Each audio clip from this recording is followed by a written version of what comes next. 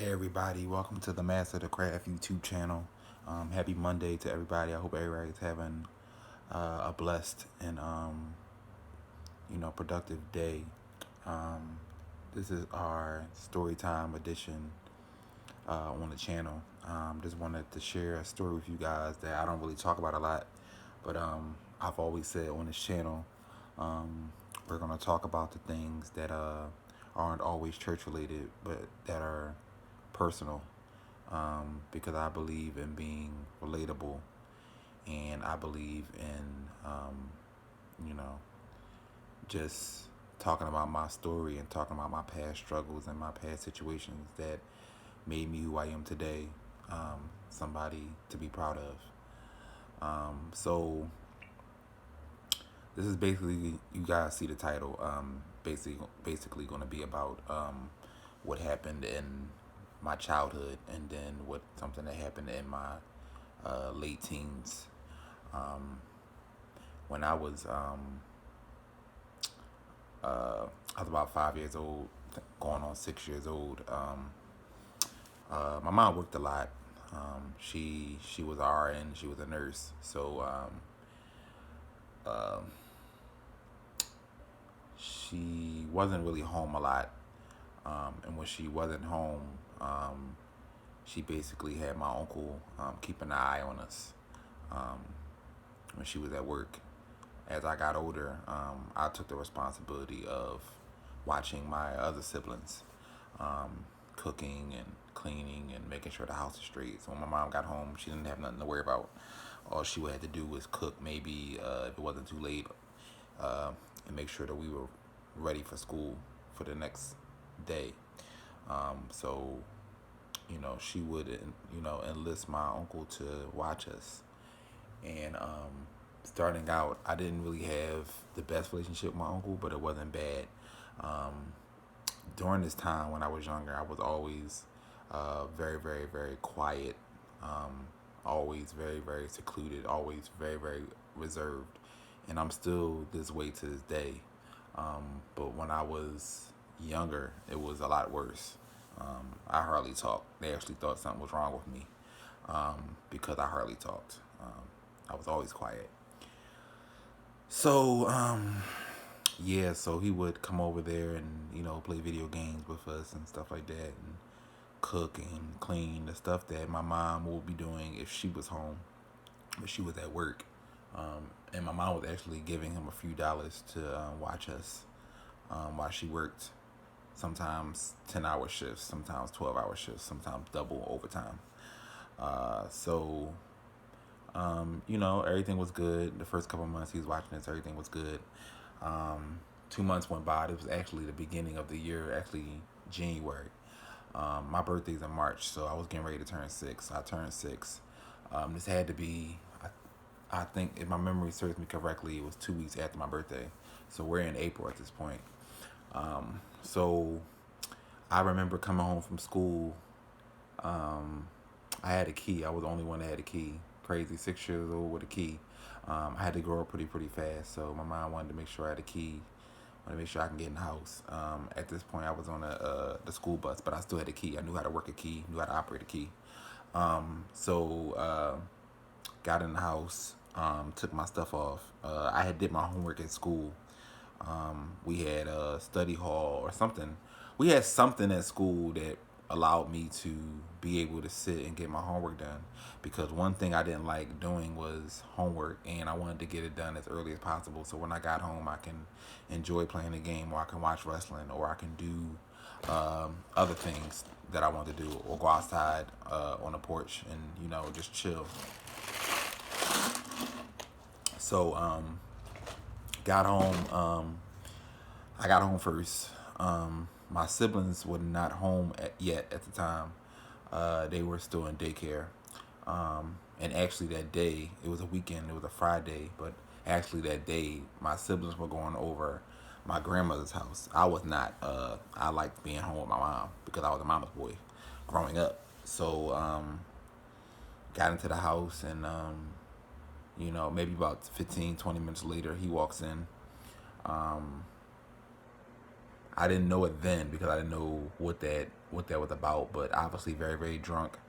Obviously, just acting off. So the way he was acting, I instantaneously got scared. I was a young boy, so I was very very scared. I didn't know what was going on. And it's just me and this man in the house. My mom's at work. She's working a double that day. So go upstairs in my room, change my clothes like I normally do.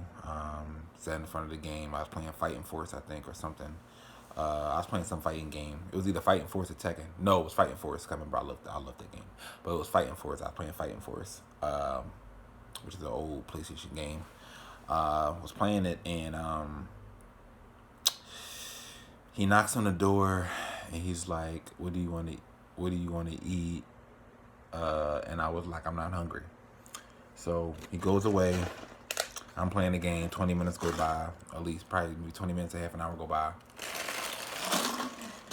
and he busts in the room and said, "You didn't have to be smart." And I'm looking around like wasn't even being smart. I just said I wasn't hungry, or I said no, thank you. I said one of the two. So he said, "Yeah, all right, man. You always got a smart mouth." You know, my uncle, those of you, I didn't tell you, I don't know why I'm about to say those of you that don't know, but my uncle used to be in jail. So he was always acting very weird. But that day, he was acting extremely weird. So, so he's like, "Man, you young kids always got something smart to say. You know what I do to people with smart mouths and stuff like that?" So I didn't pay it no mind. He walked out the room for another hour.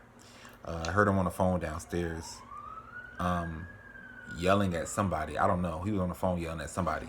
So at this point, I'm getting ready to take my shower because at this point it's about 6, maybe 7 o'clock, and my mom liked me to be in the shower around that time so I can, get in the shower and eat, and because it was the weekend, get ready to, just chill. She's going to be showered and stuff like that. So when it's time for me to go to bed, I can be clean. She didn't want me to go to bed dirty. So get in the shower, get out the shower. Had nothing but a towel on. Got out, and he was coming up the stairs when I got out the bathroom. And I remember walking very, very fast to my room because I was always, even my mom, I didn't like her looking at me naked or seeing me half naked or anything. But it was just like that period. I didn't want nobody to see me that way. So I remember walking very, very fast to get to my room.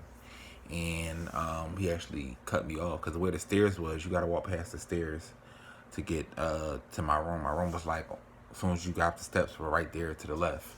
And where the bathroom was at, it was closer towards the back way. So I had to walk past the stairs to get to my room. So he blocked me off and was like, "Yeah, you don't got all that smart mouth now. You don't got nothing smart to say now." And I remember just being very, very scared.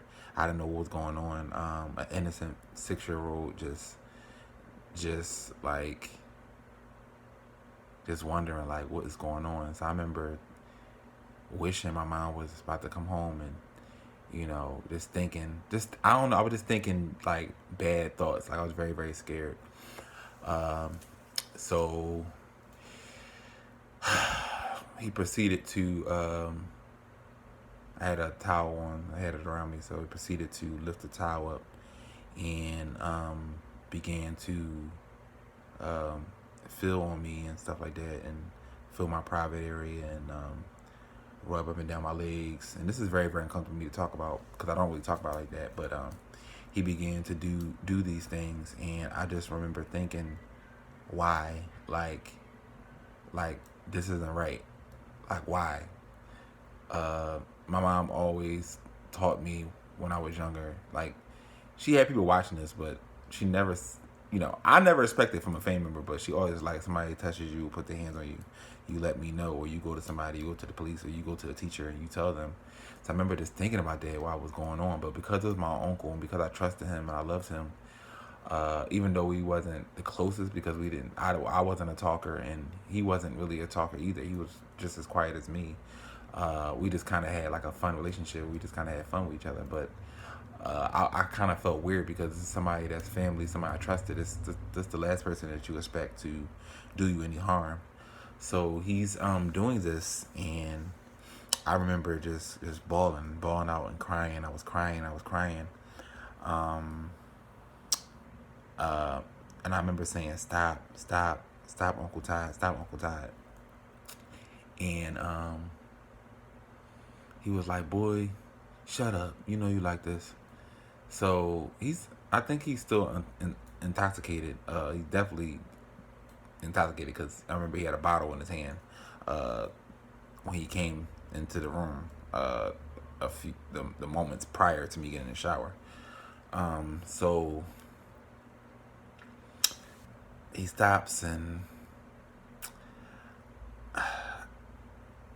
I'm running to. I didn't run to my room, but I like walked very fast into my room.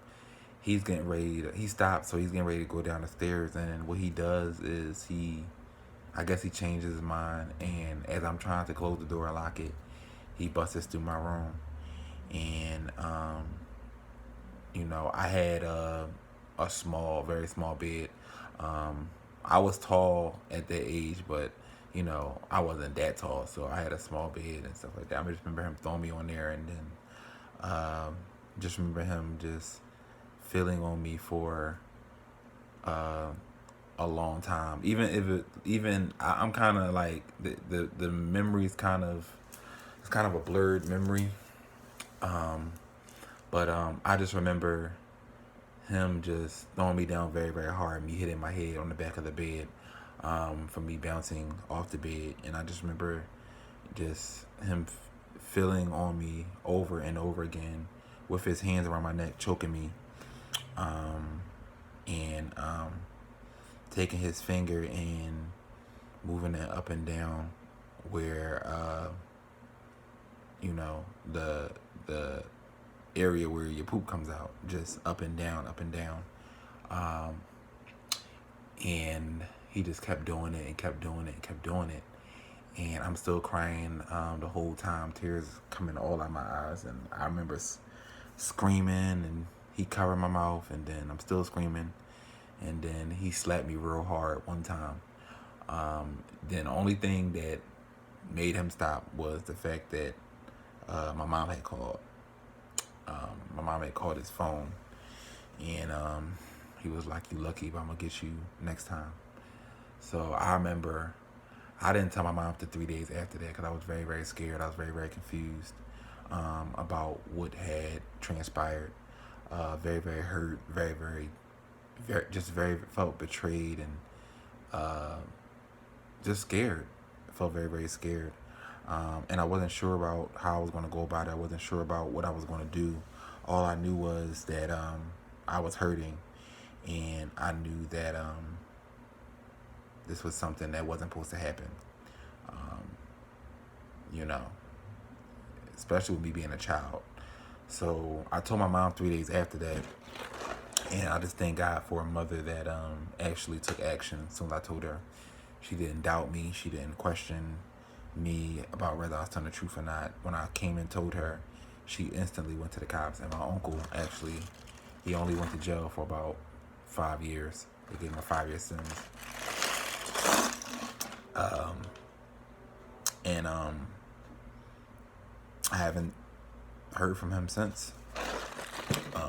I've seen a couple pictures of him, and I've heard he's tried to contact me to apologize and stuff like that and talk to me, but I've declined that because that's something that I'm still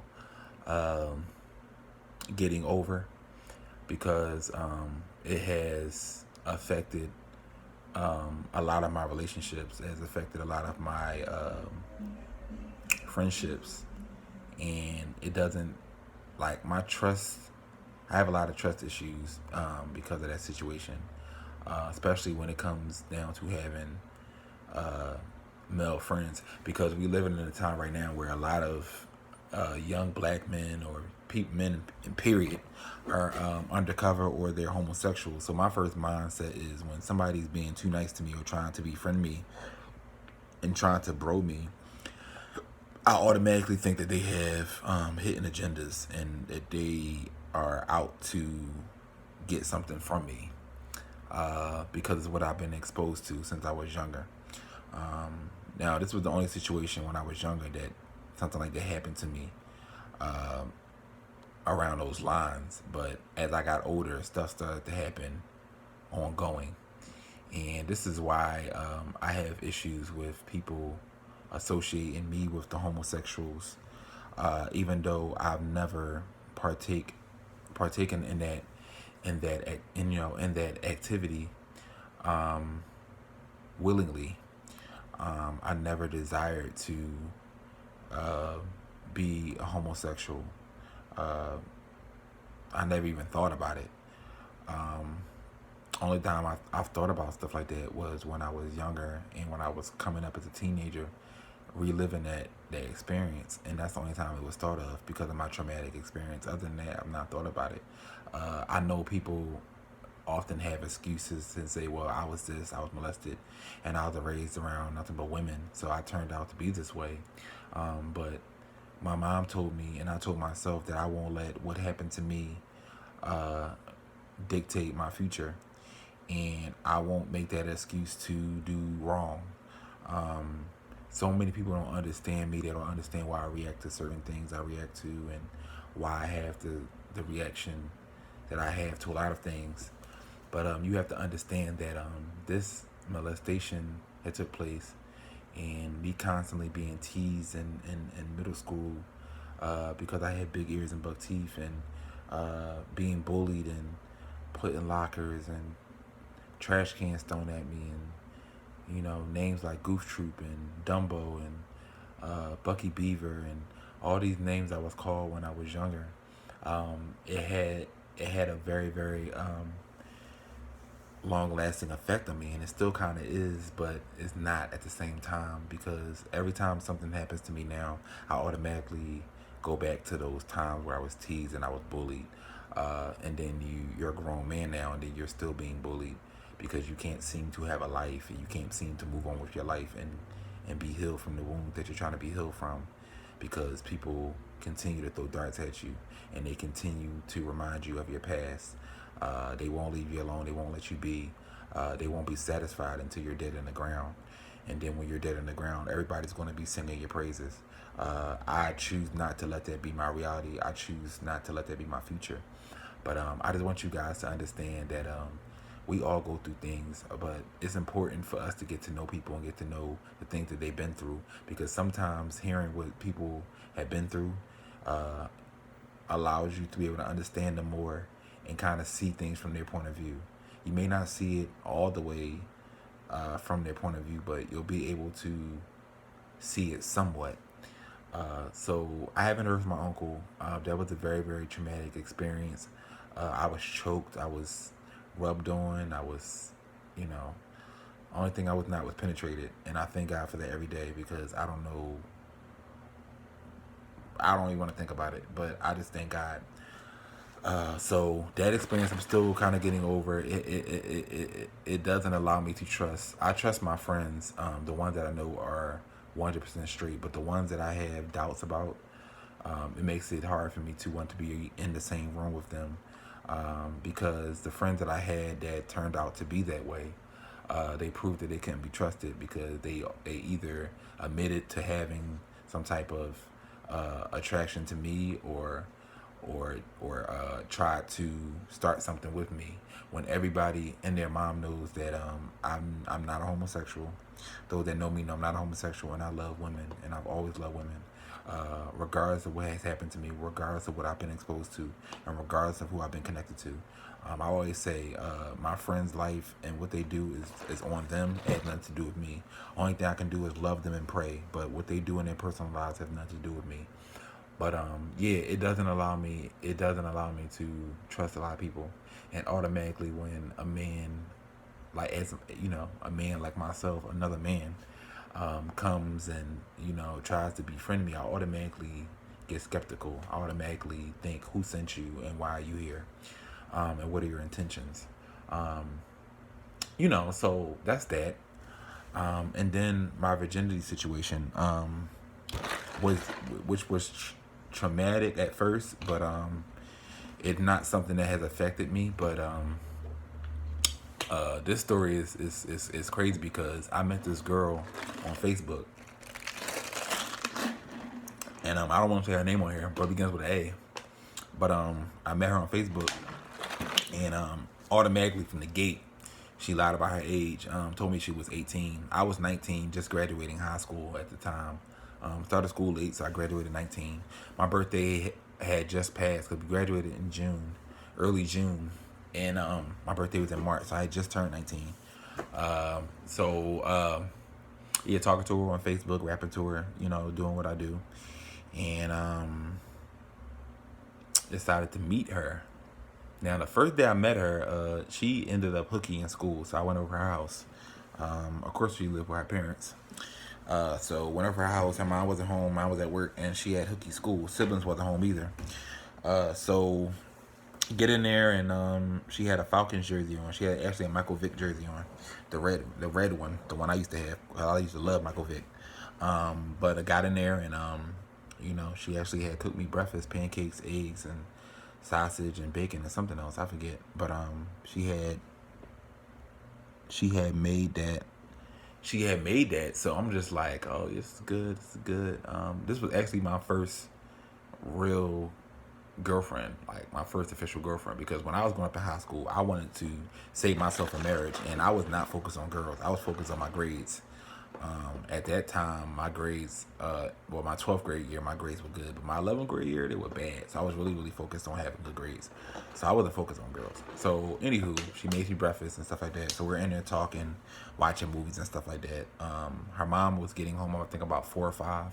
So I knew exactly what time I was gonna leave. We had everything mapped out. So she had a room in the basement. She had a room upstairs, but it was a room down in the basement. I think her brother had stayed down there, but she was down there a lot.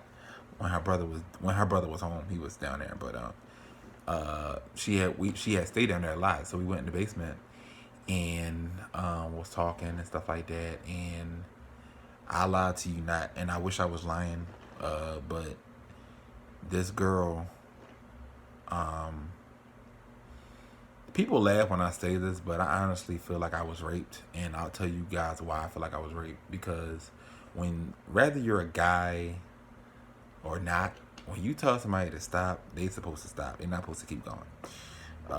When you tell somebody that you don't want to do it or you feel weird, they should automatically stop. Because if a girl, I'm not going to say a guy, let's switch it around. If a girl says stop, or if a girl says she feels weird, she don't want to do it, then we have to stop. Because if not, it's going to be rape.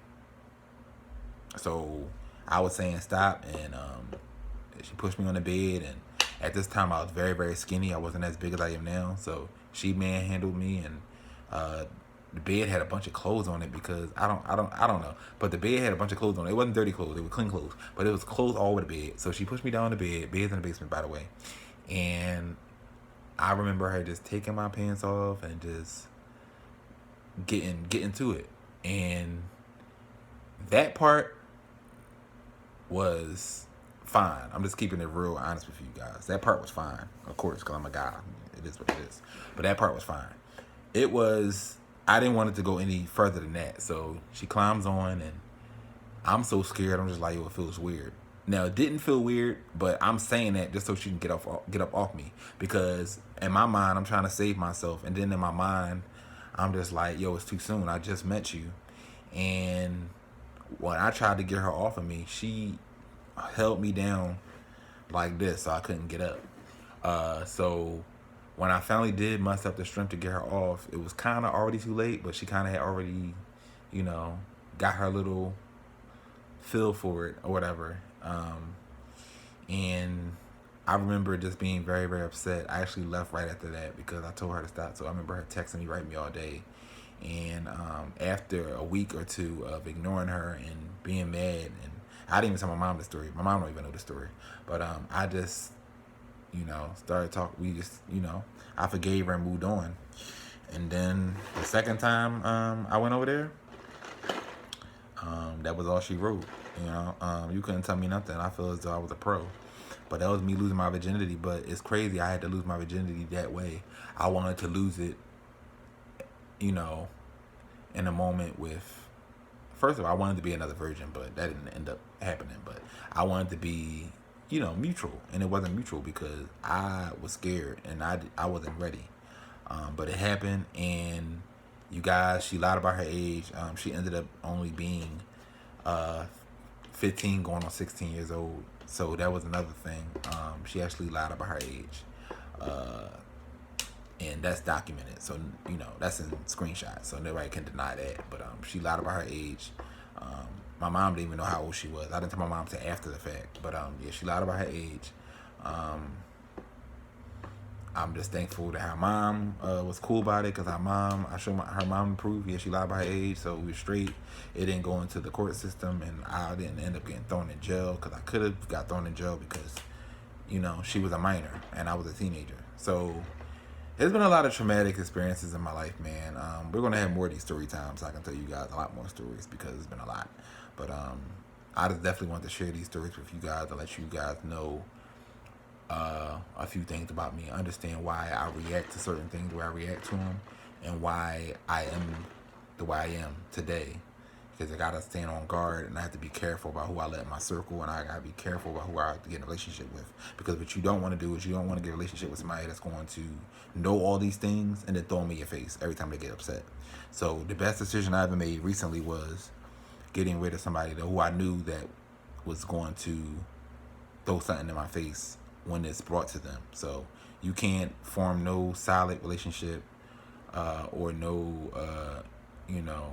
great companionship when your significant other doesn't know how to keep things to herself, and she has to tell her parents everything, and she has to tell the world your relationship business, and it's also not mature either. So I'm the person who I end up with is going to be a situation where we're all focused on marriage, and we're all focused on heading to that direction. And I'm not going to have speeches and conversations with them about their maturity level. So I appreciate you guys for the story time. I love you guys, and keep me in prayer. All right, peace.